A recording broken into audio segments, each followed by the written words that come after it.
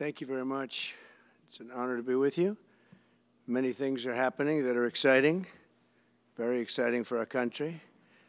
And we're honored to welcome one of the most respected business leaders in the Middle East, indeed the world. He's a founder and chairman of Damac Properties, Hussein Sajwani, a very respected gentleman. And I'm thrilled to announce today that Damac will be investing at least $20 billion over a very short period of time into the United States, and they may go double or even somewhat more than double that amount of money. It's a great thing, and I believe he will say that he's doing it because of the fact that he was very inspired by the election. They wouldn't do it without that election, I can tell you. A lot of people wouldn't. You saw last week where we have somebody who's going to go from $100 to $200 billion. And we have many other people, and we'll be bringing some of them out. Some of them like to do it somewhat more quietly, and some don't. And they feel so strongly about the country that they want to let people know about it. But it's an honor to have such a great investor investing in our country. The investment will support massive new data centers across the Midwest, the Sun Belt area, and also to keep America on the cutting edge of technology and artificial intelligence. He's very big into the data centers, and that's going to be a very hot item in the coming years, as you know, with AI. In particular, the first phase of the project will be in Texas, Arizona, Oklahoma, Louisiana, Ohio, Illinois, Michigan, and Indiana, those places. And Hussein, I'd love you. Thank you, Mr. President. It's been amazing news for me and my family when he was elected in November. We've been waiting 4 years to increase our investments in U.S. to a very large amount of money. We are a company operating in more than 20 countries around the world. We have delivered more than 45,000 luxury units and another 45,000 in the pipeline. In data center, we are in 10 countries around the world, in Asia, Europe, and Middle East. And we're very, very excited now with his leadership and his open strategy and policy to encourage businesses to come to U.S. For the last 4 years, we've been waiting for this moment. And we're planning to invest $20 billion and even more than that if the opportunity in the market allow us. But at the moment, we're planning $20 billion in data center, catering for the AI and cloud business for the hyperscalers. Fantastic. Thank you, Mr. Great President. honor. Thank you very much. So nice. And that man knows what he's doing. He knows.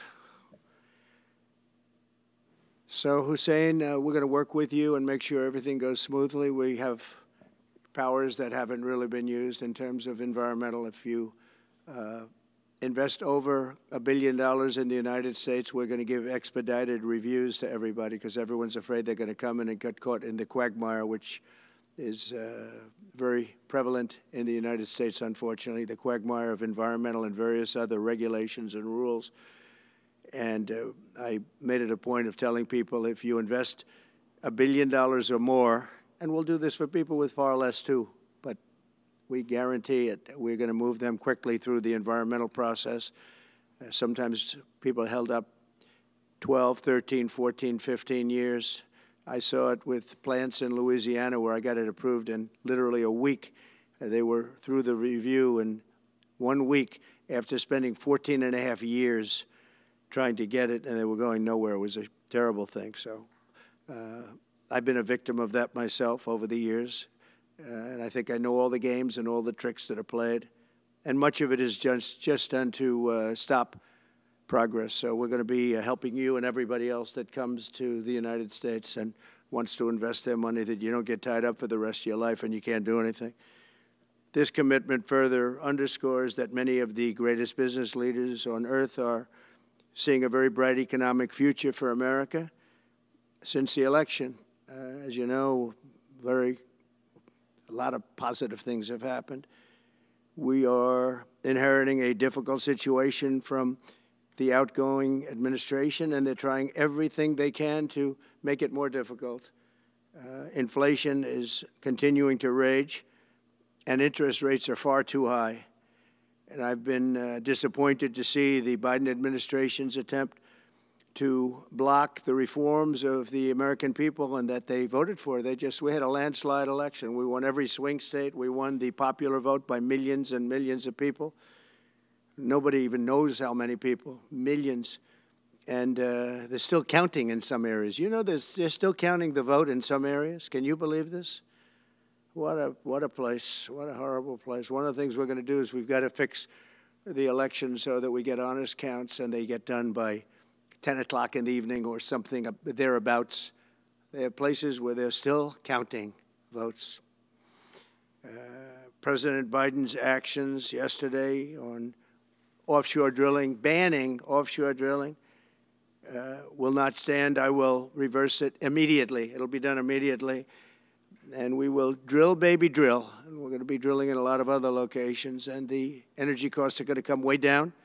They'll be brought down to a very low level, and that's going to bring everything else down. That's what caused it to go up, along with the ridiculous spending on the Green New scam, all this money, trillions of dollars. It's like throwing it right out the window, what they're doing. And they're trying to spend so much now. They're just taking money and giving it to anybody that wants it for any project at all if it's certified under the Green New scam. And they don't work, and it's too expensive. And, you know, they told me that we're going to do everything possible to make this transition to the new administration very smooth. It's not smooth because they're doing that. They're playing with the courts, as you know. They've been playing with the courts for 4 years, probably got me more votes because I got the highest number of votes ever gotten by a Republican, by far, actually, by a lot. And, you know, we had a great election, so I guess it didn't work, but even to this day, they're playing with the courts. They have their friendly judges that like to try and make everybody happy on the Democrat side. It's called lawfare. It's called weaponization of justice, and it's happened at a level nobody's ever seen before. So many. I defeated deranged Jack Smith. He's a deranged individual. I guess he's on his way back to The Hague, and we won those cases. Those were the biggest ones, and the press made such a big deal out of them, but we did nothing wrong. We did nothing wrong on anything. And the people saw that. You know, when they vote when a Republican, it's not easy for a Republican. When the Republican wins the popular vote by millions and wins all 7 of the swing states, people said, well, he could win 4. We won all 7, and we won them by a lot. That tells you we won. That tells, and they've been watching this injustice. I call it the Injustice Department. What they've done is so bad. The whole world has watched that. And it took work, but it got me a lot of votes because when explained, I mean, we have a judge in New York who's a very crooked judge. I'm under a gag order. I can't even talk about aspects of the case that are the most vital aspects. I'm under a gag. Do you know that I'm the president-elect of the United States of America? I'm a former very successful president. We had the greatest economy in the history of our country. We had borders that were sealed and beautiful. Everything was good. We had no wars. We defeated ISIS.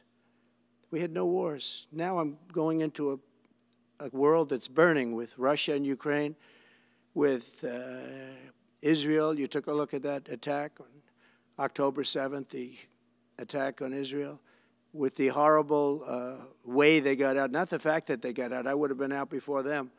But we would have been out of Afghanistan with dignity and strength as opposed to looking like a bunch of fools with 13 dead and many, many badly, horrifically injured. Nobody ever talks about them. No arms, no legs. Nobody ever talks about them. The way they got out was outrageous, leaving billions of dollars of brand new military equipment that I bought in the hands of the Afghans and specifically the Taliban. It's the group. And we were doing very well. We would have been out. We would have been respected. I think it's one of the reasons it was so badly handled, that withdrawal where people are jumping onto airplanes, falling off the sides of airplanes when they're 3,000 feet in the air. And nobody's ever seen anything like that, the worst. And because of that, I think Russia went and attacked Ukraine. When they saw that, they said, these guys are incompetent. They don't know what they're doing. But we know what we're doing now. And that's going to all end. And we have a great military. I defeated ISIS, as you know. We're in no wars. I just finished a couple. And we got also our soldiers guarding Syria and Turkey. We're in the middle. We had 5,000 soldiers. They would have been gobbled up with two armies. We had one army, 300,000. We had another one, 500,000 or 600,000, getting ready. We had 5,000 people in the middle. I said to a general, how do 5,000 people do in that case? And the general just looked at me and said, not well, sir, not well. And I took them out. And you know what happened? Nothing. I got criticized. I saved 5,000 lives, actually. And we did a great job, and we're going to do an even better job because now we have a tremendous amount of experience. We have people that I can rely on. But the 625 million acres, people can't realize. That's like the whole ocean.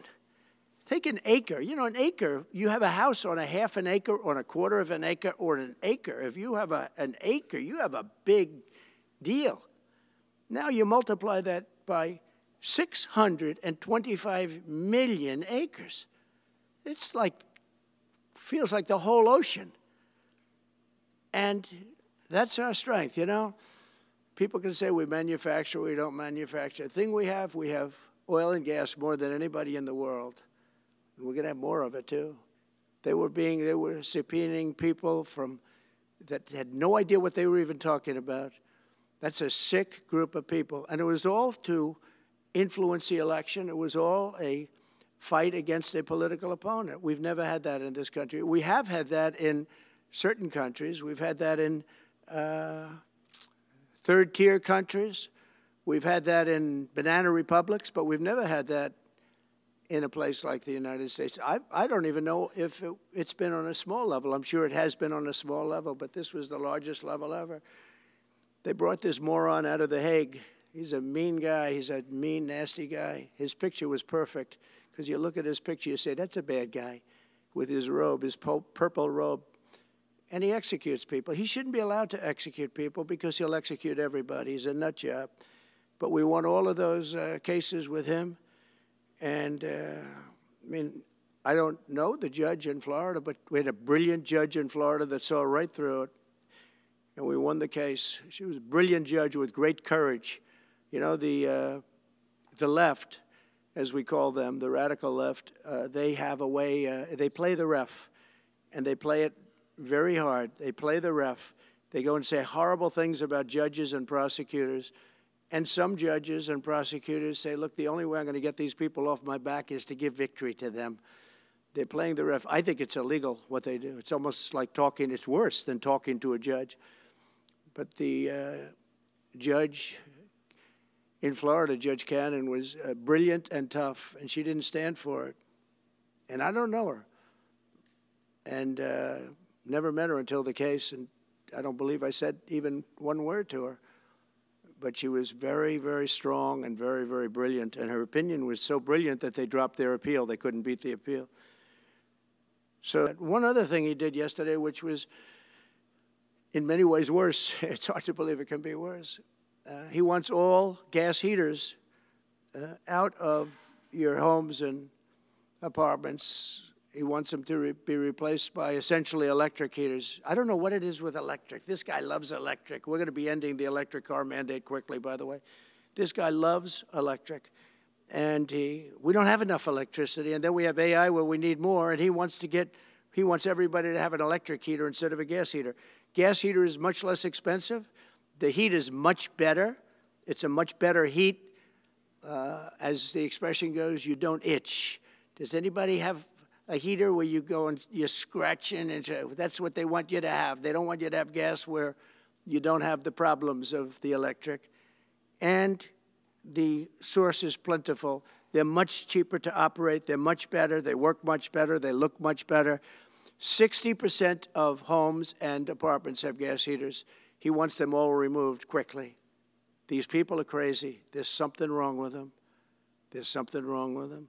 They also want to go back, and they have already started that, to when you buy a faucet, no water comes out because they want to preserve. Even in areas that have so much water, you don't know what to do. It's called rain. It comes down from heaven. And they want to do no water comes out of the shower. It goes drip, drip, drip. So what happens? You're in the shower 10 times as long, you know. No water comes out of the faucet. You want to wash your hands. They want to go back to even stronger than what they have right now. As you know, I ended that policy. You can have all the water you want. Makes no difference. It comes weird, especially in certain areas. We have so much water, we don't know what to do with it. But these are all things. They want very, very little water to go into your dishwasher, almost none. And you know what people do? They just keep pressing, pressing, pressing, keep it going. They end up using more water. Likewise, washing machines. They want in your washing machine to have very little water coming out of the washing machine. So when you wash your clothing, you have to wash it 4 times instead of once. You end up using more water. We're a party of common sense, and things that I'm telling you now is really all about common sense. On January 20th, we'll turn the economy around very quickly, because right now when I think of our economy, I think about inflation. That's what we have. We have inflation, I believe, at a level that we never had before. There's never been anything like it. And over the next 4 years, the United States is going to take off like a rocket ship. But really, it's already doing it. If you take a look, just last month, SoftBank announced the $200 billion. I think it'll be 200. He said between 100, and I said, how about making it 200?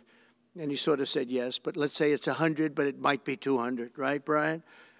Dollars, United States, creating more than 100,000 jobs. Hussein just announced a tremendous investment that he's going to make, and that's money that's in the bank. He's going to come and do it, and he'll do a great job, and he'll build the best centers in the country, I guarantee, because I know the way he builds. Since my election, the stock market has set records. The S&P 500 index has broken above 6,000 points for the first time ever, never even close. In a single month, small business optimism soared 41 points. It's not a 41. It went up 41 points. And that's the largest in the 39-year history of the group that does it. According to Gallup, the American people's confidence in the economy has just surged to the highest level in history. That's why I have a news conference like that. I take the greatest business leaders in the world. I say, hey, do you want to say you're going to invest the money? They're not looking for news conferences. They're saying, what am I doing here? They go in and they invest money. But it's good to know where the smartest business people in the world are investing, and they're investing in the United States. So we've done this all in 2 months of not being there. You know, we haven't been there. And it's pretty amazing, and we think we're going to do some really great things, So the Panama Canal is under discussion with them right now. They violated every aspect of the agreement, and they've morally violated it also. And they want our help because it's leaking and not in good repair. And they want us to give $3 billion to help fix it. I said, well, why don't you get the money from China? Because China's basically taken it over. China's at both ends of the Panama Canal. China's running the Panama Canal. And they come to see this Biden, this guy who should never have been allowed even to run for president. Of course, she shouldn't have either, because that never happened. It had to be 2 people, not 1. But they want $3 billion to fix the Panama Canal that's run by China and makes a lot of money, China.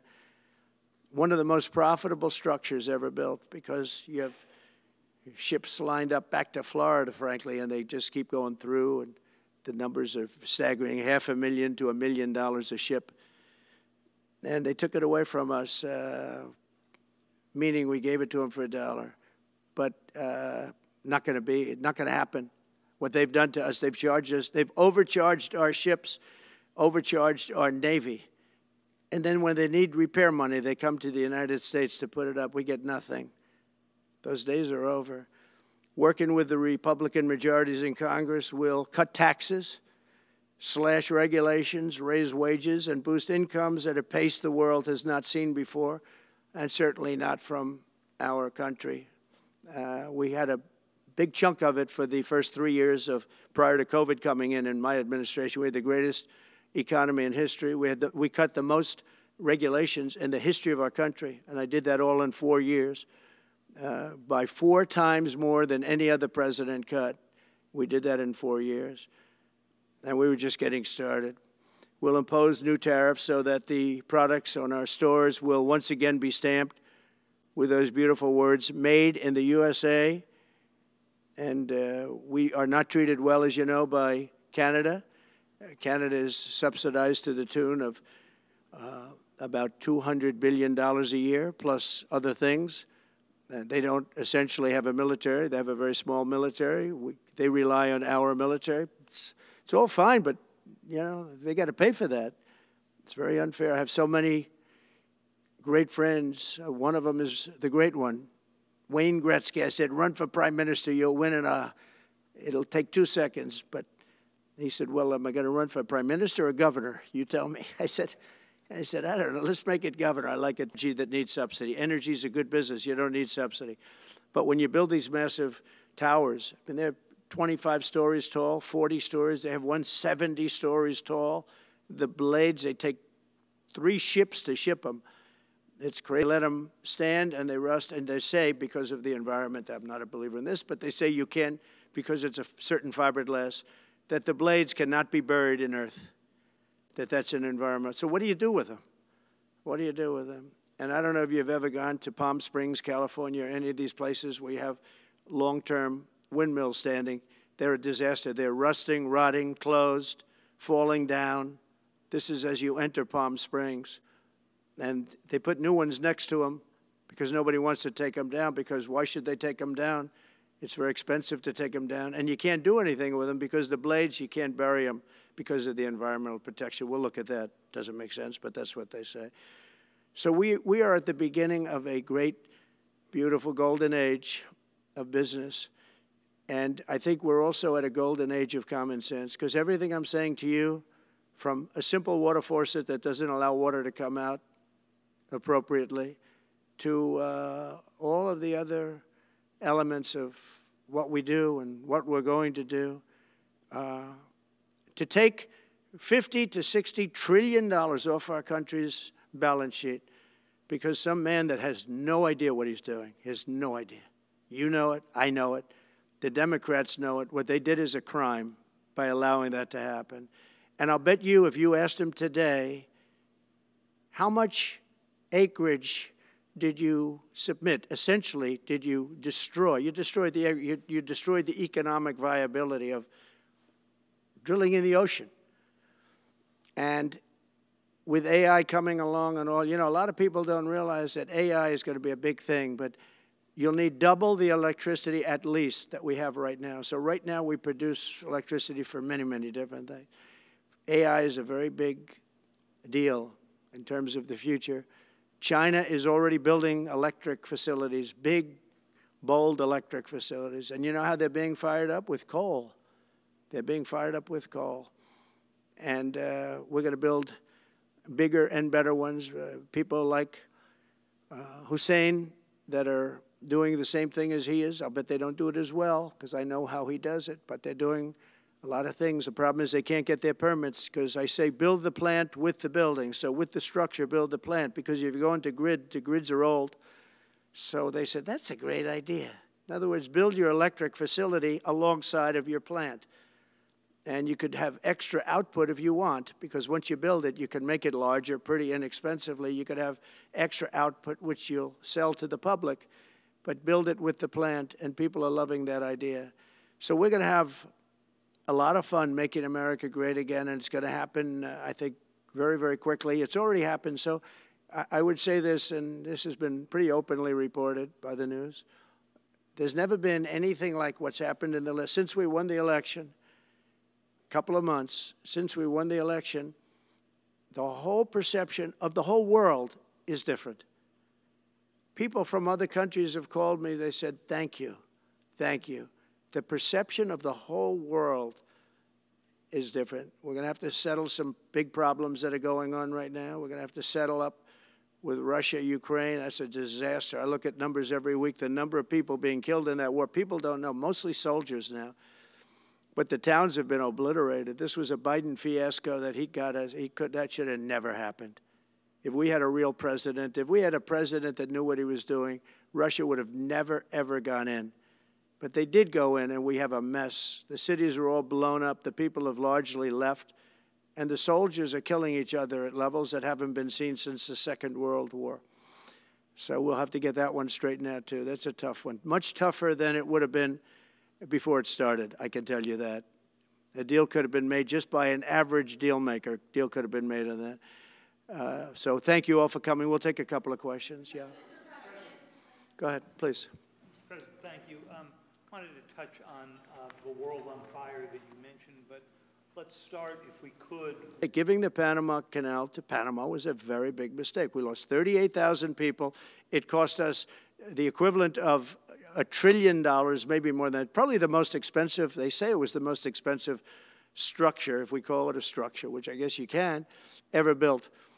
And giving that away was a horrible thing. And I believe that's why Jimmy Carter lost the election, even more so than the hostages. Those two things. If I could follow up on Ukraine and Iran, the two negotiations you'll be heading into. On Ukraine, you said just before it's a lot more complicated now. Much more complicated. Do you believe... Because it would have never started. Right, but it has started. You've well, not only started, the cities are largely knocked down. So you've got what you've got. At this point, to hold on to leverage in dealing with President Putin, would you make a commitment to the Ukrainians that you will keep supporting them during the negotiations? Well, I wouldn't tell you if that were the case. Would you make a commitment to provide a security guarantee if they do enter into an armistice or a ceasefire along the lines that the French and the Germans? So, you know, a big part of the problem was Russia for many, many years, long before Putin said you could never have NATO involved with Ukraine. Now, they've said that. That's been, like, written in stone. And somewhere along the line, Biden said, no, they should be able to join NATO. Well, then Russia has somebody right on their doorstep, and I could understand their feeling about that. But there were a lot of mistakes made in that negotiation. And when I heard the way that Biden was negotiating, I said, you're going to end up in a war. And it turned out to be a very bad war. And it could escalate. That war could escalate to be much worse than it is right now. They can never join NATO. Well, my view is that it was always understood. In fact, I believe that they had a deal, and then Biden broke it. They had a deal, which would have been a satisfactory deal to Ukraine and everybody else, but that Biden said, no, you have to be able to join NATO. And that's always been, and nobody knows more about NATO than I. You know, years ago, when I first started this, I didn't know too much about NATO, but I got it right anyway. I said they're taking advantage. I'm the one that got, and the Secretary General was here, as you know, 2 weeks ago, saying that if it weren't for me, NATO wouldn't even exist right now, because I raised from countries that weren't paying their bills. At that time, 28 countries, 20 of them were not paying their bills, 21 to be exact.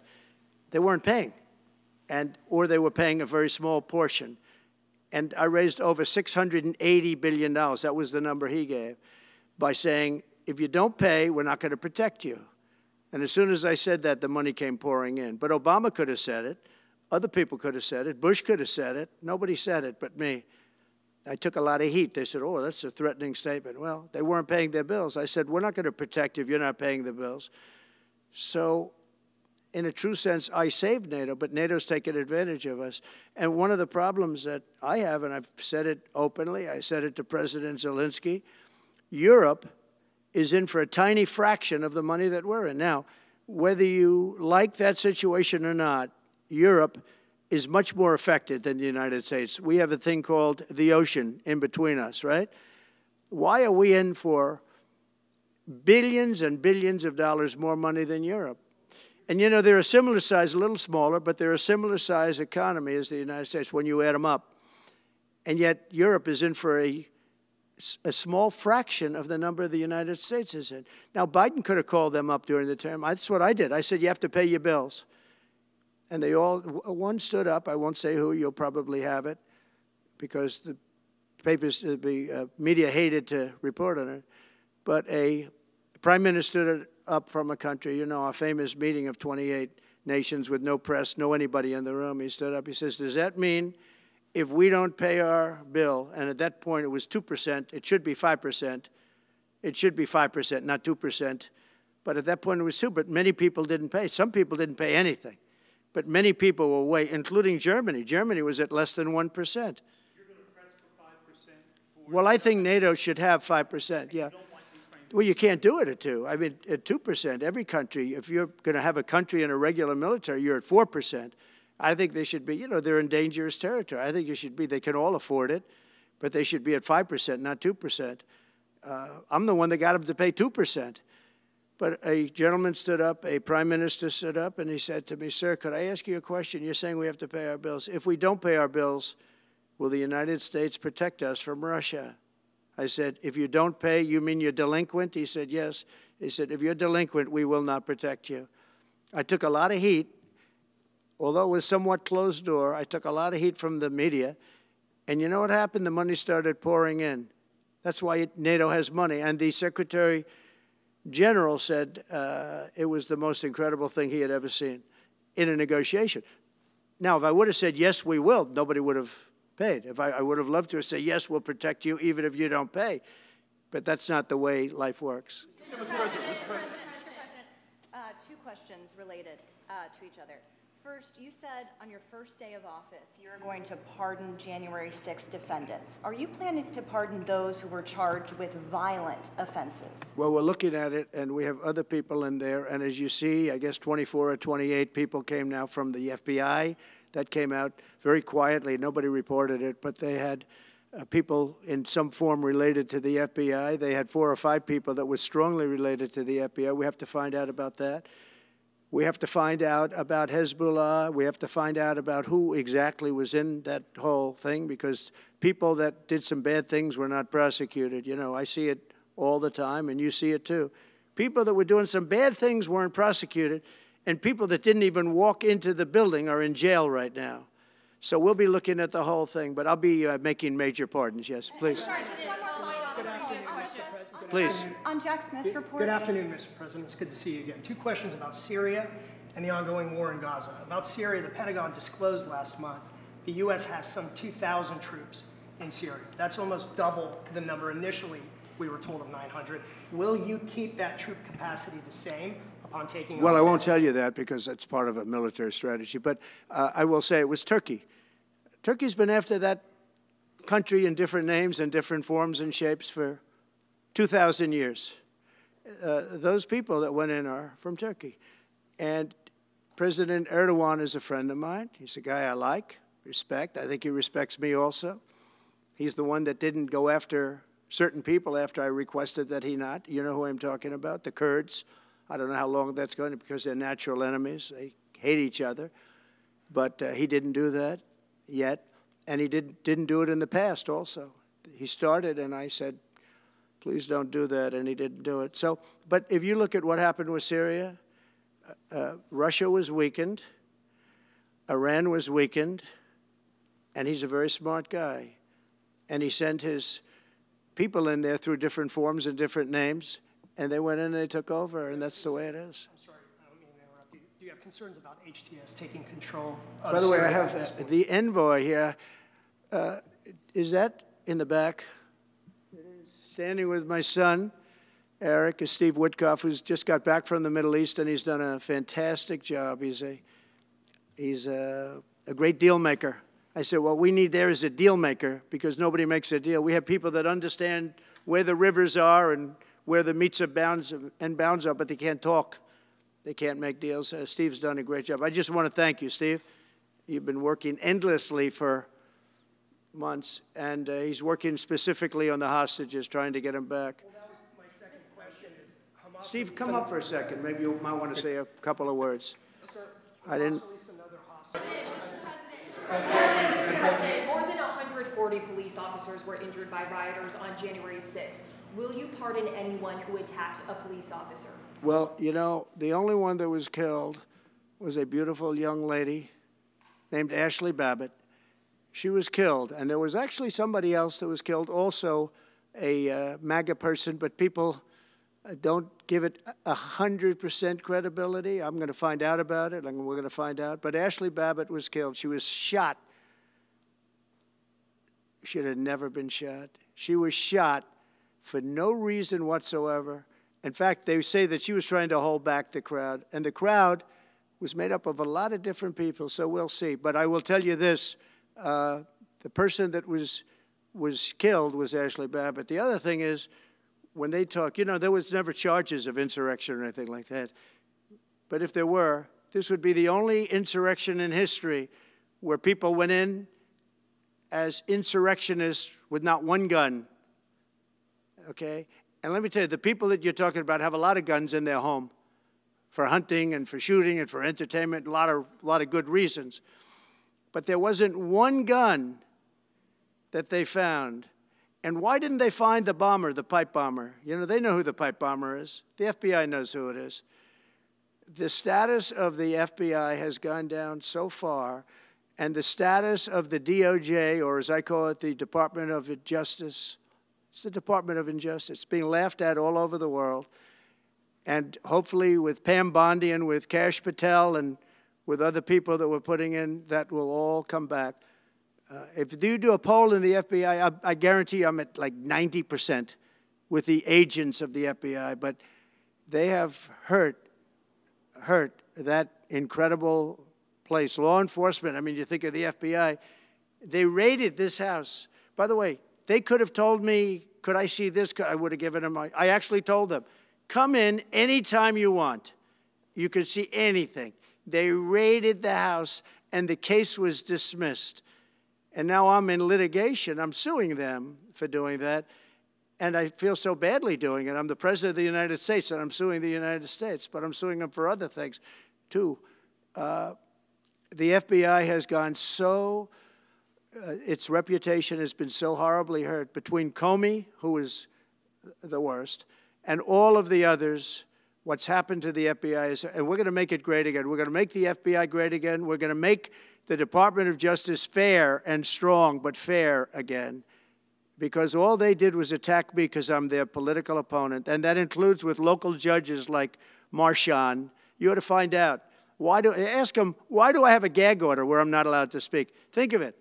I'm the President of the United States, and I'm not allowed to speak. Why? Because if I did speak, people would understand the scam. It's a scam. And we have very dishonest judges, and New York judges are very bad. We had one that valued this house at $18 million because it was good for their case. He actually valued that chandelier is worth more than $18 million. He valued this house as $18 million. And we have another one who was so nasty, so horrible, such a brute, most vicious, vile person.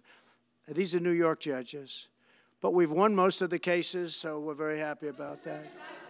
Please. Back on Greenland, your position is clear, but have you directed your staff to take these specific actions to draw plans? And secondly, sir, Elon Musk has drawn some criticism and a lot of attention for some of his actions and provocative statements about foreign affairs, including in Europe. Your reaction to that, is that appropriate for... You mean where he likes people that tended to be conservative? I don't know the people. I can say Elon's doing a good job, very smart guy. I don't know the people you're talking about. He was, I know he said some negative things about a couple of people that are running for office, but that's not so unusual. Yes, please. I wanted to ask you about Ukraine and Putin. How soon do you anticipate going to meet with Putin to discuss the Ukraine situation? Well, I can't tell you that, but I know that Putin would like to meet. I don't think it's appropriate that I meet until after the 20th, which I hate, because, you know, every day people are being, many, many young people are being killed, soldiers. You know, the land is very flat, and hundreds of thousands of soldiers from each, many hundreds of thousands from each side are dead, and they're laying in fields all over the place. Nobody to even collect. There's landmines all over. It's a disaster. But it's very flat. It's great. It's farmland, and it's very, very flat. And the only thing that stops a bullet is the human body. And the human body is stopping a lot of bullets. Within the I hope first so. 3 to 6 months? I hope to have 6 months. No, I would think, I hope long before 6 months. Look, Russia's losing a lot of young people, and so is Ukraine.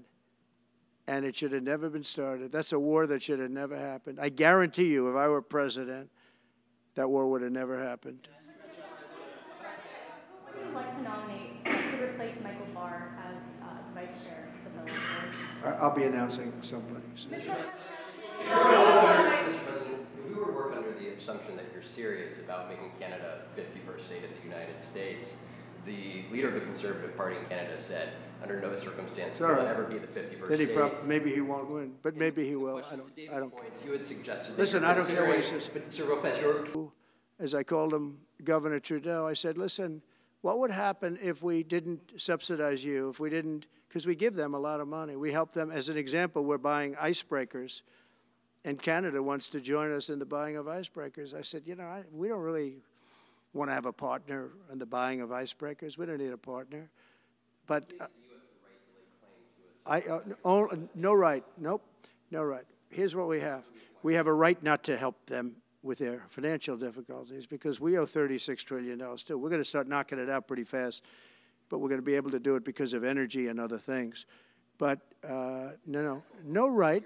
No right. But why are we supporting a country, $200 billion plus a year? Our military is at their disposal. All of these other things, they should be a state. That's why I told Trudeau when he came down, I said, what would happen if we didn't do it? He said Canada would dissolve. Canada wouldn't be able to function if we didn't take their 20% of our car market. You know, again, they send us hundreds of thousands of cars. They make a lot of money with that. They send us a lot of other things that we don't need. We don't need their cars, and we don't need the other products. We don't need their milk. We got a lot of milk. We got a lot of everything, and we don't need any of it. So I said to him, well, why are we doing it? He said, I don't really know. He was unable to answer the question. But I can answer it. We're doing it because of habit, and we're doing it because we like our neighbors, and we've been good neighbors. But we can't do it forever, and it's a tremendous amount of money. And why should we have a $200 billion deficit and add on to that many, many other things that we give them in terms of subsidy? And I said, that's okay to have if you're a state. But if you're another country, we don't want to have it. We're not going to have it with European Union either.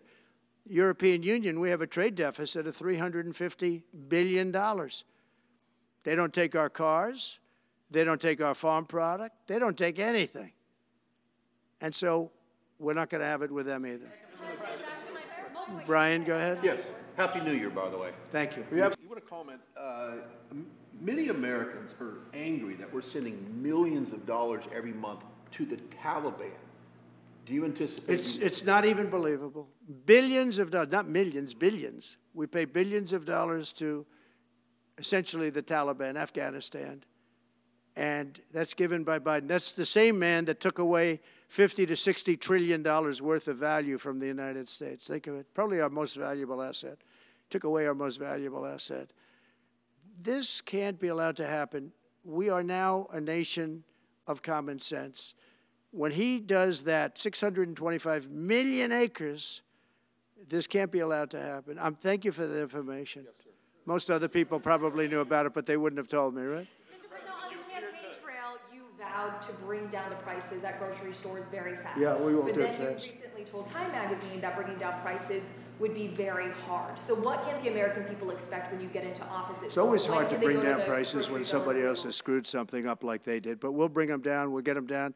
Energy is going to bring down prices. We're going to have a lot of energy, and energy is what brought it up. Energy and their bad spending is what brought it up, and energy is going to bring it down. We're going to have prices down.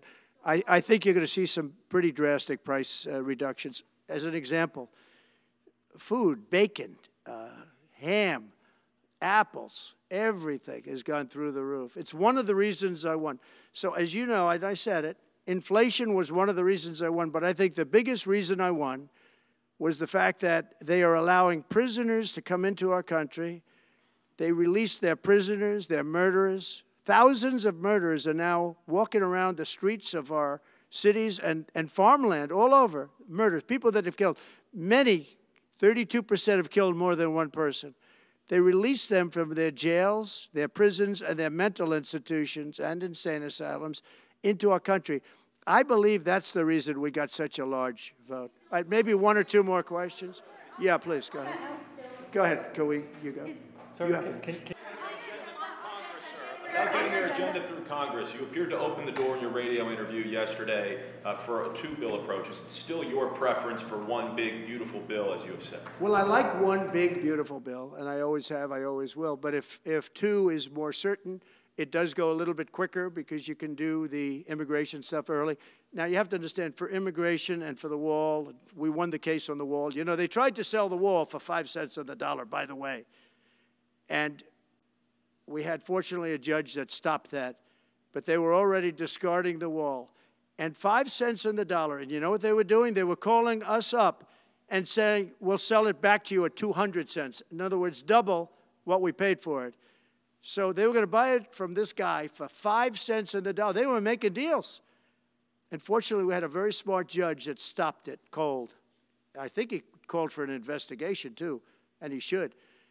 But think of it. They were selling the wall that was exactly the wall that the Border Patrol wanted. That was designed by them. Steel, concrete, rebar, exactly as they want. Very, very heavy steel, very powerful steel, hard to cut. Very, very heavy 7,000-pound concrete, which is a very strong concrete. Everything was top of the line. Very expensive. Would be double what we paid for it then, 6 years ago. But let me just tell you, they were selling it for 5 cents on the dollar to people, and those people were calling us, asking us to pay them 200 cents because it's a good deal because we can have it immediately. And you know what immediately is? Just leave it in place. No, the papers haven't written that, though. That deal is like all the other things that these people do. These people either hate our country or they're very stupid. And I don't believe they're stupid because nobody can cheat on elections like they cheat and be stupid. They either hate our country or they're stupid. So remember what I said because nobody wants to report it. They were selling the wall for 5 cents on the dollar and trying to resell it back to us for 200 cents or less, but for 200 cents on the dollar. That's a nice return. Meta announced that it will stop putting fact checks on posts on its website. And Meta said today it would stop putting fact checks on its website and instead allow community to fact check. Well, I watched their news conference, and I thought it was a very good news conference. I think they've come a long way. Meta. Facebook. I think they've come a long way. I watched it. The man was very impressive. I watched it. Actually, I watched it on Fox. I'm not allowed to say that. Say it? Do you think he's directly responding to the threats that you have made to him in the past? With Probably. Yeah, probably.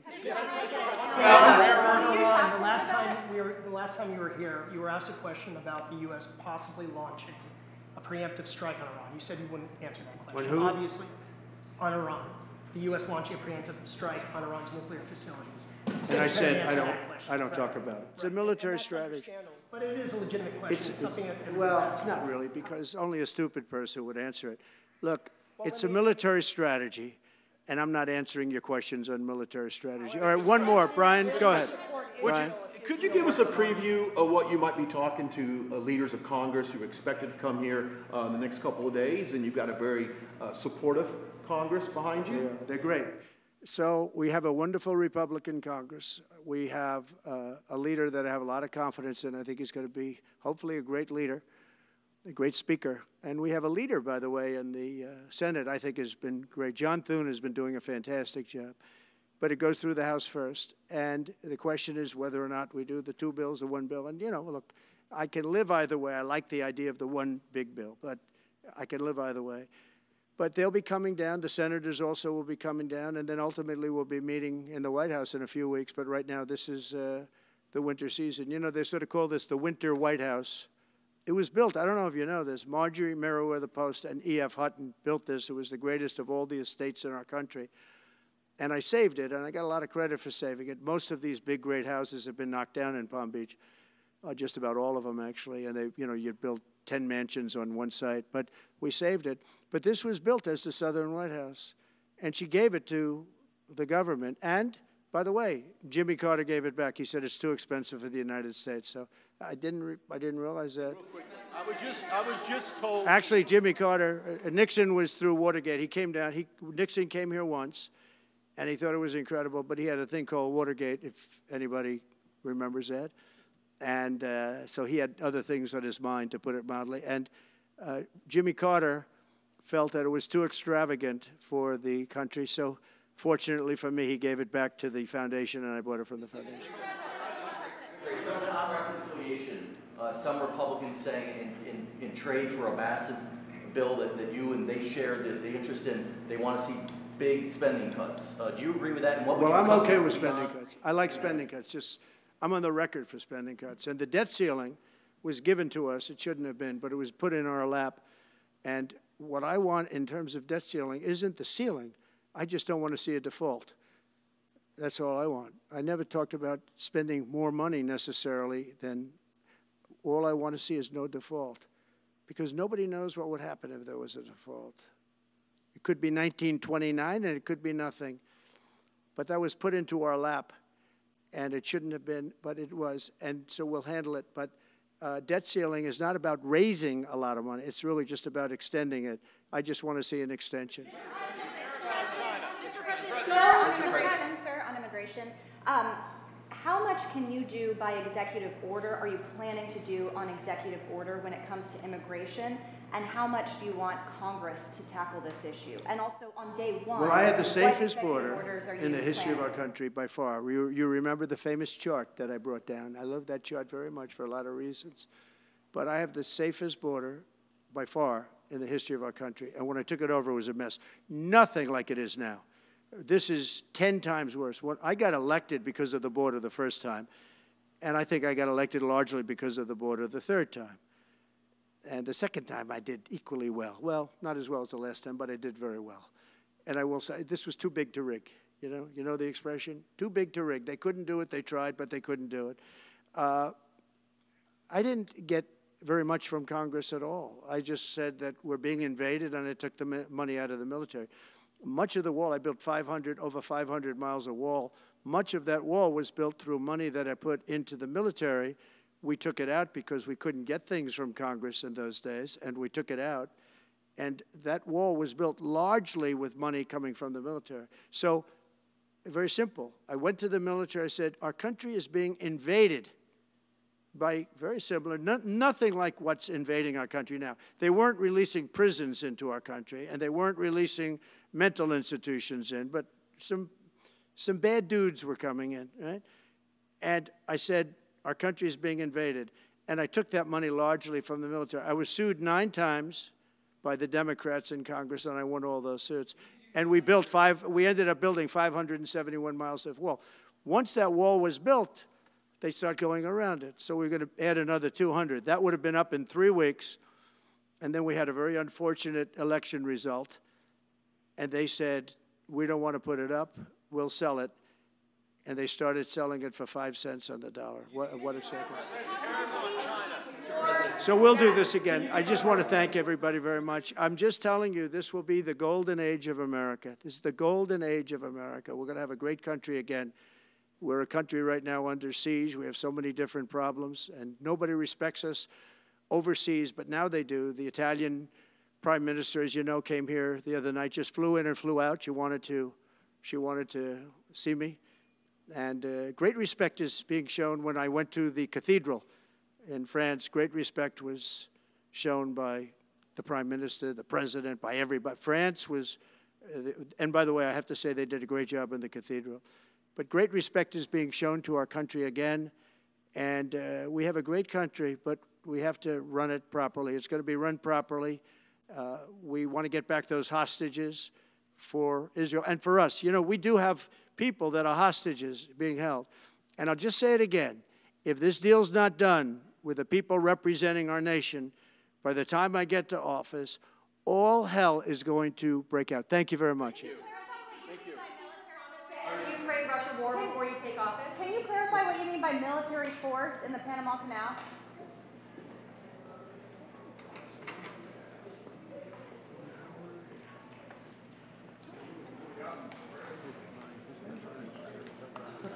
There's no one. I'm saying, like,